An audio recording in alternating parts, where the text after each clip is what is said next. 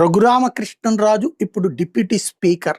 అదే సందర్భంలో Sunil Kumar IPS, suspended IPS.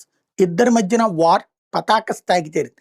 సాధారణంగా దళిత, బడుగు, బలహీన వర్గ, గిరిజన నేతల జోలికి ఓసీ నేతలు వెళ్లరు. ఎందుకంటే ఏ క్షణంలో ఏ ఇష్యూ అవుతుందో, తర్వాత తమ రాజకీయ జీవితం అన్యాయం అయిపోతుందో, లేదా కేసుల్లో ఎదుర్కోవాల్సి వస్తుందో అన్నటువంటి భయం ఉంటుంది. ఎస్పెషల్లీ ఎస్సీ ఎస్టీ కేసులు అనేకం పెట్టబడి జగన్ టైంలో ఆంధ్రాలోకి రావడానికి కూడా వణికిపోయి హైదరాబాద్లో కూర్చోవలసినటువంటి పరిస్థితిని ఫేస్ చేసినటువంటి ఎవరైతే రఘురామకృష్ణరాజు ఆ తర్వాత దర్జాగా సగర్వంగా వచ్చి తన కార్యకలాపాలు సాగించుతూ ఉన్నారు. అదే సందర్భంలో తనని కొట్టించారు అన్నటువంటి కారణంగా సునీల్ కుమార్ మీద కక్ష పెట్టుకుని ఉన్నారు. వాస్తవంగా వీళ్ళిద్దరి మధ్యన వ్యక్తిగత కక్ష ఏం లేదు. జగన్ టైంలో జగన్ మాటలు విని సునీల్ కుమార్ తనని కొట్టించాడు, తనని కొట్టించినటువంటి వాళ్ళు వీళ్ళంటూ వాళ్ళందరినీ వెంట